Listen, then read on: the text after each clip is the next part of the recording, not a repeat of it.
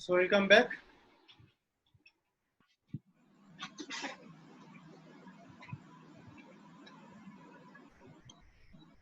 So what we have covered till now,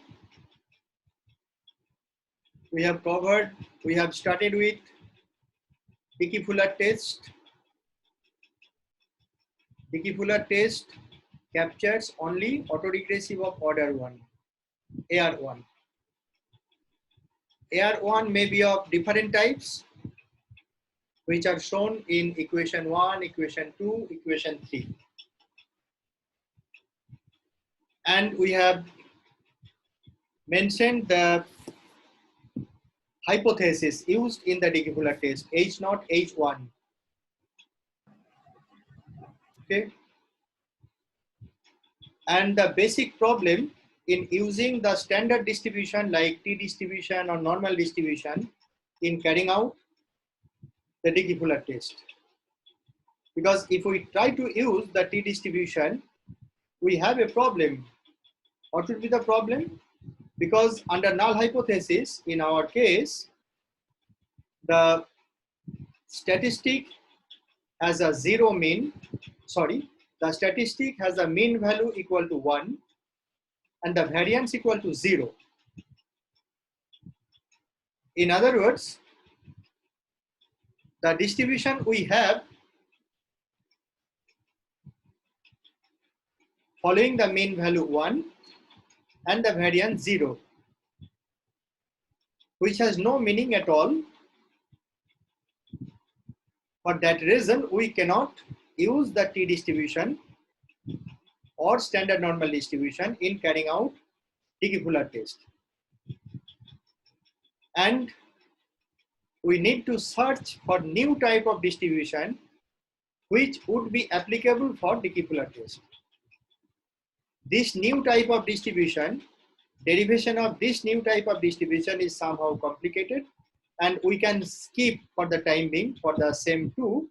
We can deal with those issues in the third SEM if you opt for the advanced econometrics. So the advanced parts or detailing parts will be discussed at that level. So at this level in SEM 2, for the time being, try to understand the basic problem in the Dickey-Fuller test in using the standard normal distribution or T distribution. So what we need to keep in mind in carrying out Dickey-Fuller test, we have to use a special type of distribution which is roughly similar to T distribution but not exactly equal to or exactly same as for the T distribution. Okay, so for that reason, in carrying out test, we need different types of critical values which are not available as used in the standard textbook for statistics. T values for different degrees of freedom and different number of observations. Similarly, the values for standard normal statistics, as we normally get from the textbook of statistics, we cannot get the theoretical values or the critical values used in Dickey-Fuller test in the textbook. Okay, because they are obtained by carrying out some special kind of simulations to get these values. So whatever may be, so this is the problem in the Dickey-Fuller test. Another problem is Dickey-Fuller test is limited to AR1 only. But if we have a series following higher order autoregression, in that case, what to do? In that case, we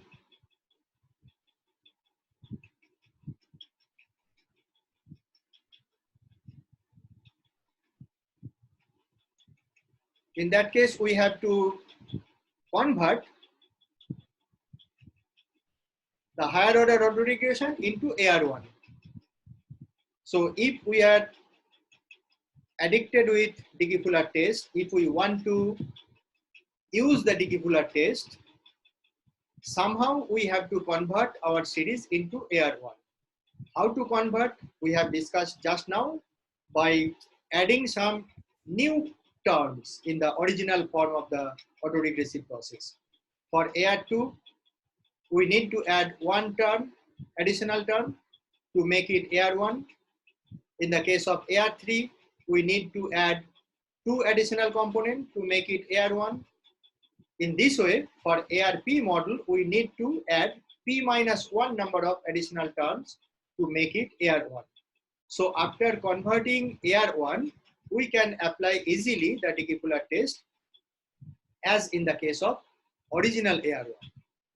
Okay, so the main important issue in performing Dickey-Fuller test is to find out the order of autoregression first. You have a data, you have YT, you don't know whether YT follows AR1 or what AR2 or AR3 or AR3. So before carrying out Dickey-Fuller test, we have to find out the appropriate order of autoregression. In other words, we have to find out the value of P. What is P? P means how many lag components we need to incorporate in our model.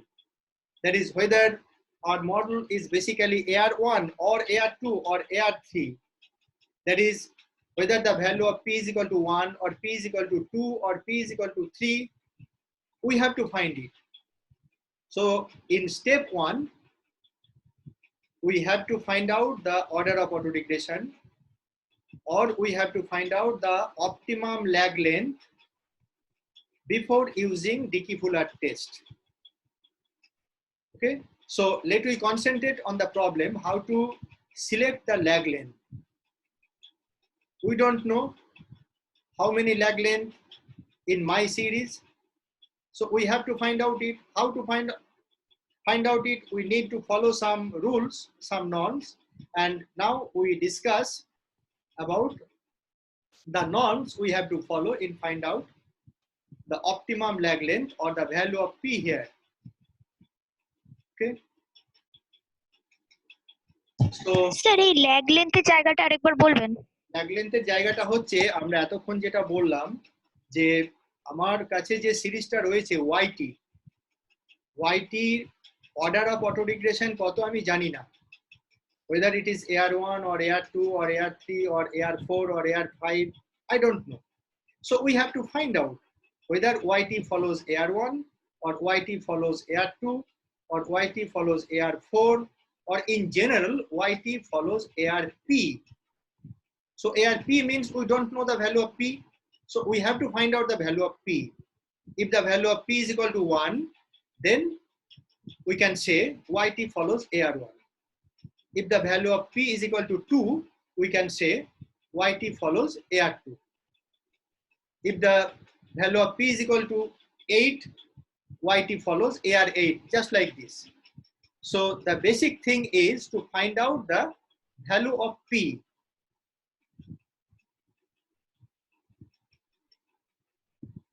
How to find out the value of P? We don't know. So we have to follow some norms. And the norms theoretically, now before going to the theoretical discussion, let we look at this problem in a very simple manner in this way. Suppose we have YT. We don't know the value of P involved in YT. That is, we don't know the appropriate order of autoregression for YT we have. Now suppose arbitrarily we consider YT follows AR10. How to get 10? Arbitrarily. So if we assume YT follows AR10, so we have to specify the model. YT is equal to phi naught plus phi 1 YT minus 1 plus phi 2 YT minus 2. In this way, phi 10 YT minus 10 plus epsilon t. And we can estimate the model with the data we have. After estimation, we can find out two things. Number one, all the coefficients we have are statistically significant. Number two, all coefficients are not statistically significant. Some coefficients are statistically significant, some are insignificant. If you have the second one, that is, you are assuming your YT follows AR10, you have estimated the model, and you have found some estimated values are statistically significant, some estimated values are not statistically significant. In that case, the coefficients related to the higher lag length should be insignificant, because in AR10 you have YT is equal to phi naught plus phi 1 YT minus 1. In this way, phi 10 YT minus 10. So if you have some coefficients insignificant, so it would be highly probable that phi 10 should be insignificant rather than phi 1 is insignificant. This is simply because phi 1 is the coefficient for YT minus 1 and phi 10 is the coefficient for YT minus 10. So phi 10 indicates the memory power of the series 10 period back, and phi 1 indicates the memory power of the series just 1 period back. So if some memory power is insignificant, so it would be obvious that if we move backward, the possibility for insignificance will be more. So if some coefficients are insignificant, some coefficients are significant, in that case, it would be highly likely that the coefficient phi 10 may be insignificant, phi 9 may be insignificant, rather than it would not be the phi 1 insignificant and phi 10 significant. This kind of situation will not appear. If some coefficient is significant, some are insignificant, so in that case, obviously, the coefficients attached with the higher lag length should be insignificant and coefficients attached with the lower lag length should be significant. So in this case, we are considering arbitrarily lag 10 and we have estimated the model and we have got some coefficients insignificant and some significant. So what would be the next step? In the next step, we drop down the lag length corresponding to the insignificant coefficient. Suppose we have started with AR10 and we have got phi 10, phi 9, both are insignificant, rest are significant. So in the second step, we again estimate the model by considering AR8, because we have already have the coefficient for Y t minus 9, the coefficient for Y t minus 10 are insignificant. For that reason, in the second step, we consider lag length up to 8 and re-estimate the model. After re-estimation, again, we may have the possibility some coefficient significant, some are insignificant. So if some are insignificant, by the same logic, we can ignore the higher lag length again. So in this way, if we repeat the process, we should stop where we have got all coefficients are significant. Suppose by repeating the process, we have got AR2, that is phi 1 and phi 2 are significant. All are significant. So in that case, we can say YT will be of AR2. So we have started with AR10 and after repeating the estimation process, we have stopped at AR2 because at AR2, all coefficients are significant. But suppose at the initial level, we have started with AR10 and we have got all coefficients are significant. What to do? We have chosen 10 arbitrarily. So if all coefficients are significant at 10th lag, then we should increase the lag length. So we have started with 10. Now let we add some lag lengths, and in the second step we estimate AR12 instead of AR10, because at AR10 we have got all coefficients are significant. So we don't know, it may be all coefficients are significant for AR11, it may be all coefficients are significant, AR12, etc. For that reason, we have to increase the lag length. So in this way, this is the rule of thumb. We have to start with a maximum possible lag length, estimate the model, and repeat the process till all the coefficients are significant. And the level where all the coefficients are significant determines the appropriate order of autoregression for your data. So in this way, we can find out the proper lag length, or in this way, we can find out the appropriate lag length in our data. So this is in practical terms. But in theoretical terms, we can use some criteria, and they are called the information criteria. This methodology was suggested by NG and Pero in 1995. Okay. Excuse me, sir. What I am discussing now, the theoretical issue, how to select P, the lag length. Before it, I have discussed in practical sense how we can select P. Just starting with an arbitrary value of P, 10, 11, 12, 15, whatever may be, estimate the model. And if you find some estimates insignificant, some estimates significant, so it would be highly likely that the coefficients relating to the higher lag order should be insignificant, and the coefficients relating to lower lag order should be significant. So in this way, we can sequentially eliminate the higher lag order to the lower one. Okay. আচ্ছা sir, বলো। হ্যাঁ বললাম যে আপনি বললেন না যে 10 অবধি নেওয়া হলো আরবিট্রারি, তো তখন দেখা গেল যে 10টাই হচ্ছে সিগনিফিক্যান্ট। 10টাই যদি সিগনিফিক্যান্ট, তারপর আপনি বললেন যে তাহলে পি, হ্যাঁ সেটা আমি একটু বলি, ভেঙে বলি। 10টাই যদি সিগনিফিক্যান্ট হতেই পারে, এবার আমি তো 10 এটা আরবিট্রারিলি নিয়েছি, এবার 10টাই যদি সিগনিফিক্যান্ট হয়ে যায়, তাহলে আমার মনে এই প্রশ্নটা জাগবে যে 11টা নিলেও তো সিগনিফিক্যান্ট হতে পারতো, 12টা নিলেও তো সিগনিফিক্যান্ট হতে পারতো। In that case, in the next step, we try to follow the same process by increasing the lag length. Suppose in that case, we increase the lag length at 15 ধরে নিলাম, আমি মডেলটা এস্টিমেট করলাম। এবার এই ক্ষেত্রে দেখা গেল যে কিছু ইনসিগনিফিক্যান্ট, কিছু সিগনিফিক্যান্ট নয়। তাহলে এই যে কিছু সিগনিফিক্যান্ট হবে না, এই পসিবিলিটি যখন আসবে, তখন কোনগুলো সিগনিফিক্যান্ট হবে, কোনগুলো সিগনিফিক্যান্ট হবে না, এইটা আমাদের মাথায় রাখতে হবে। কোনগুলো সিগনিফিক্যান্ট হবে না, যেগুলো হায়ার অর্ডার ল্যাগ লেন্থের সঙ্গে যুক্ত coefficient, they should be insignificant. কেন?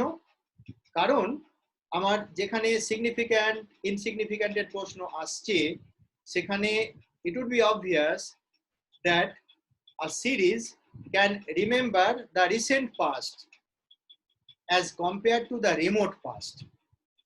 So in that case, if we start with lag 15 and we have got results, some insignificant, some significant, so in that case it would be highly likely that the coefficients attached with 15th lag, 14th lag may be insignificant, rather than the coefficient attached with 1 lag, 2 lag, etc. Clear? So theoretically, how do we find out the value of P, that is appropriate lag length? So if we consider more value of P, you have a more number of regressors in the right hand side. Suppose we are considering AR10. So we have 10 regressors. If we consider AR2, we have 2 regressors. So if we consider AR10 and AR2, in AR10, the explanatory power of the model will be more as compared to AR2, because we have considered more explanatory variable in AR10 as compared to AR2. So in that sense, higher order autoregression is better than lower order autoregression. But when we consider higher order autoregression, number of coefficients to be estimated will also be higher. And in that case, the degrees of freedom will be lower. So if we increase the lag order, or if we increase the lag length, we have a trade-off. What is the trade-off? Higher lag length means higher number of regressors. That indicates more power of explanations of the model, and more explanatory power, on the other hand, suffers from the problem of low degrees of freedom.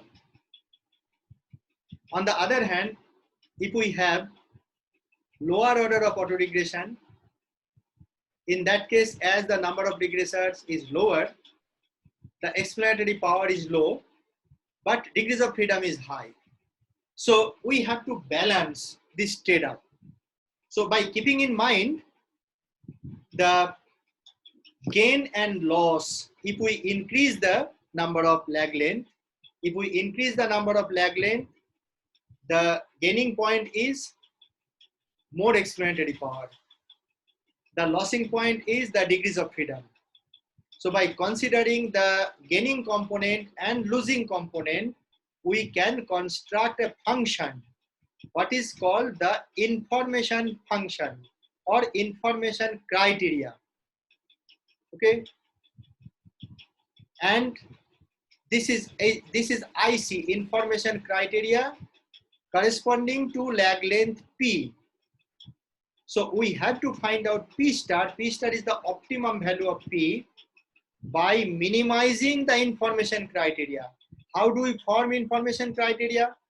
We have specified the information criteria in this way. In information criteria, there are two parts. The first part incorporates the estimated variance of the residual, and the second component, another thing. When we increase the number of regressors, the unexplained variance part will be low. In other words, the variance of the epsilon will be lower. So if we take higher value of P, this part will be low. As P increases, sigma hat square P will be low. But the second part is called the penalty. Penalty in what sense? You have to lose some degrees of freedom. So when P increases, the unexplained part decreases. At the same time, degrees of freedom also decreases. So degrees of decrease of degrees of freedom can be treated as a penalty. So by taking these 2 points, one is the gain, another is the penalty, we have constructed the function, what is called the information function. So how to get the optimum value of P? So we have to differentiate this function with respect to P and set it equal to 0 to get the optimum value of P, because we have to solve this minimization problem. Argmin, argument minimization. We need to minimize this problem with respect to P. Here we have 2 bounds, one P minimum lower bound, another P maximum upper bound. So P varies between these 2 bounds, and by varying the P within these 2 bounds, we have to minimize this function to get P star. Okay, and the basic logic is similar as we have discussed. The intuition behind this. Excuse me, আরেকবার information ফাংশনটা বলবেন? Information ফাংশনের দুটো component, এইটা খেয়াল করো। This is the basic structure of the information function. It contains 2 parts. This first part includes log of sigma hat squared P. What is sigma hat squared P? Sigma hat squared P is the variance of epsilon in a model where we consider lag length P. Clear? And the second part is similar to some penalty function. Penalty in what form? Penalty in the form of the loss of degrees of freedom. So when we increase P, if we have more number of regressors in a model, we have lower unexplanatory part. In other words, we have lower variance of epsilon. On the other hand, if we have more regressors, we have to lose the degrees of freedom. So this is the penalty. So information criteria incorporates both the gaining part as well as the losing part in terms of the number of regressors. So P relates to the number of regressors, yt minus 1, yt minus 2, yt minus yt minus P. So if we consider autoregressive of order P, so we have P number of regressors. So we have to select how many regressors we need to retain. Okay, so in that case, we have to maximize the net gain. Net gain is incorporated in the information criteria. And this is the generalized form of the information criteria. And we have a specific form of information criteria in the literature. One specific form is related to archaic information criteria, AIC. This information criterion was developed by archaic in 1974. Archaic information criteria looks like this. Another one is Bayesian information criteria. Bayesian information criterion was developed by Schwartz in 1978. And it looks like this, equation 12.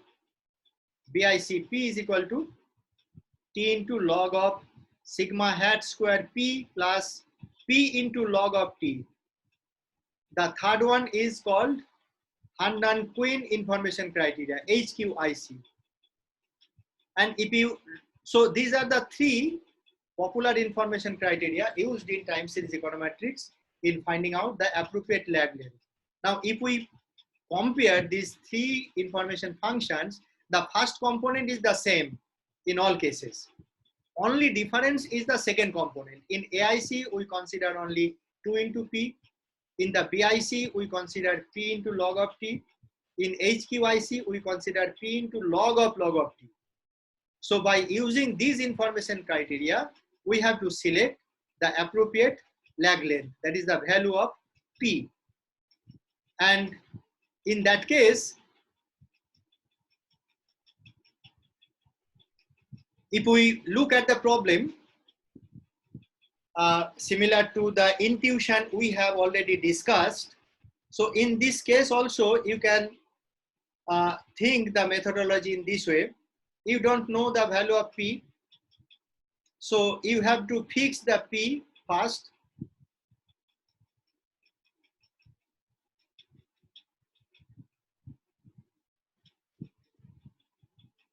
How to fix the value? So you have to find out, or you have to consider the P max. In our earlier example, we had considered AR 10. 10 is the P max, or 10, 15 is the P max value of P. So how to find out P max? There are some norm in this stage also. The norm is suggested by Schwartz in this way. P max, it would be max. P max is determined by this formula. 12 into T by 100 whole to the power 0.25. What is T? Capital T is the total time span involved in our data series. So by applying this formula, we can find out P. So we can start with the model by taking the value of maximum value of P is equal to 10, 12, 15. What would be the actual value depends on this formula. And we can follow the process in a similar way. Suppose we have got P max is equal to 10. So we can start with AR 10. So we can estimate AR 10. After estimating AR 10, we can find out the value of AIC for P is equal to 10. Then estimate the model by considering P is equal to 9. You can find out the value of AIC at P is equal to 9. Similarly, at P is equal to 8, we can estimate the model, and again we can get the value of AIC at P is equal to 8. So in this way, we can find out the value of AIC at different values of P. Okay, now we have to select that value of P corresponding to which AIC is the minimum. This is the minimum AIC criteria. Similarly, if we prefer BIC, the process is the same. You have to estimate the model several times at different values of P. You have to note down the value of BIC, and you have to select that value of P for which BIC is the minimum. Similarly for the HQIC. So in this way, we can find out the value of optimum value of P, and after finding out the optimum value of P, we can carry out the augmented Dickey-Fuller test or Dickey-Fuller test. Now suppose the value of P is determined at 1. So in that case, your YT follows AR1. So you can apply directly Dickey-Fuller test. But suppose the value of P is determined at 3. So your model is AR3.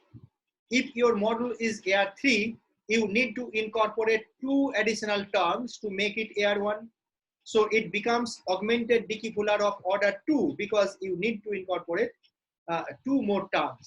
So after incorporating 2 more terms, you can apply the conventional Dickey-Fuller test. So in this way, we can carry out the Dickey-Fuller test. So we have 6 minutes remaining for this session. So in these 6 minutes, we can utilize just by explaining the process what we have discussed in terms of the data, real data with Stata, because you have. Sir বলছি P ম্যাক্সটা মানে P equal to P max যেটা সেটা যদি 1 বা 2 হয় তার জন্য বলছিলেন তো, মানে পি এর ভ্যালুটা পি ম্যাক্স 1 2 প্রশ্ন না, পি ধরো 10 12 12 13 যেটা হলো, এবার পি ম্যাক্স হলো 10। এবার আমাকে কি করতে হবে, পি ম্যাক্স যদি 10 হয় তাহলে পি এর ভ্যালু 10 ধরে নিয়ে আমাকে এআর মডেলটা এস্টিমেট করতে হবে। এআর মডেল এস্টিমেট করার পর এআইসি এর ভ্যালু দেখতে হবে কত, আবার পি এর ভ্যালু 9 ধরে নিয়ে মডেলটা এস্টিমেট করতে হবে, এআইসি এর ভ্যালু কত দেখতে হবে। এইভাবে for different values of p up to 10 we can compare the value of AIC and then we retain that value of P for which AIC is the minimum. এবার এই minimum AIC ধরা যাক পাওয়া গেল at P is equal to 3, তাহলে তোমার মডেলটা হবে AR3। আচ্ছা আচ্ছা, যদি দেখা যায় যে P এর ভ্যালু 1 এর জন্য AIC টা মিনিমাম, তাহলে তোমার মডেলটা হবে AR1। ঠিক আছে, এইভাবে আমরা মডেল সিলেকশনটা করতে পারি। আচ্ছা, আমার 5 মিনিট আছে, এই 5 মিনিট আমি স্টেটা দিয়ে জাস্ট দেখাচ্ছি কিভাবে আমরা এই অপটিমাম ল্যাগ লেন্থ গুলো বার করব এবং কিভাবে আমরা Dickey-Fuller টেস্ট করতে পারি। তোমরা এগুলো প্র্যাকটিক্যাল ক্লাসে করবে, কিন্তু just for to conceptualize the issue, let we share one more.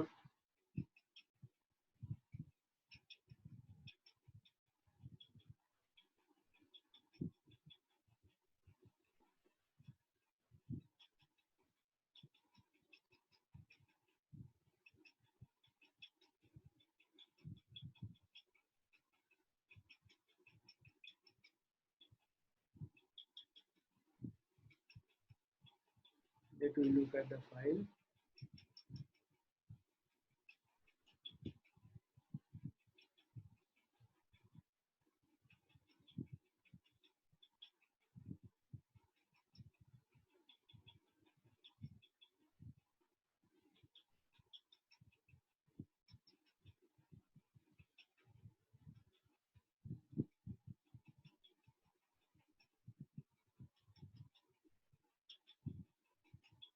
Have you seen this file? Stata file. এটা দেখতে পাচ্ছো? হ্যাঁ স্যার। এখানে আমরা যে ডেটাটা নিয়েছি, প্রথমে যদি আমরা ডেটা ব্রাউজারটা দেখি, এই ডেটাটা হচ্ছে আমার ইন্ডিয়ার GDP data, national income accounts. It starts from 1950 and it ends at 1918-19. So this is the latest data. So we have different series যেখানে আমার টাইম ভ্যারিয়েবলটা হচ্ছে ইয়ার। স্যার ফাইলস গুলো দেখাচ্ছে কিন্তু ডেটাটা দেখাচ্ছে না। ডেটাটা দেখাচ্ছে না, দেখাচ্ছে না তো, ফাইলস শুধু ফাইলস গুলো দেখাচ্ছে, শুধু ফাইলস গুলো দেখাচ্ছে। আচ্ছা ঠিক আছে, দেখছি। এবারে এই মেইন উইন্ডোটা দেখতে পাচ্ছো স্টেটার? স্যার স্টেটা খোলেনি, স্টেটা তো শুধু ফাইলস দেখাচ্ছে। আপনার ফাইলগুলো দেখাচ্ছে, ডক্স আর সাউন্ড ফাইলগুলো, অডিও ফাইলগুলো দেখাচ্ছে। ও, এক second.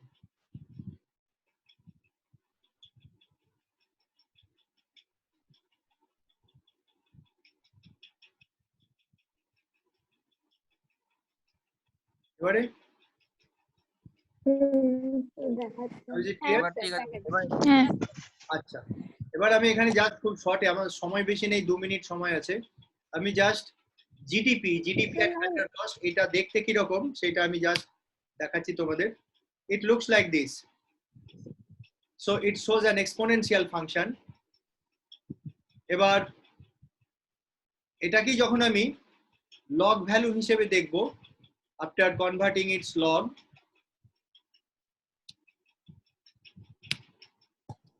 it's look like roughly similar, and we have mentioned in the class several times.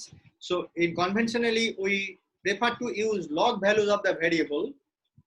One main reason for it, after taking log values, the nonlinear model becomes linear. So originally, as we have seen, the behavior of yt looks like exponential. After taking log, it looks like linear. So this is the time path of yt.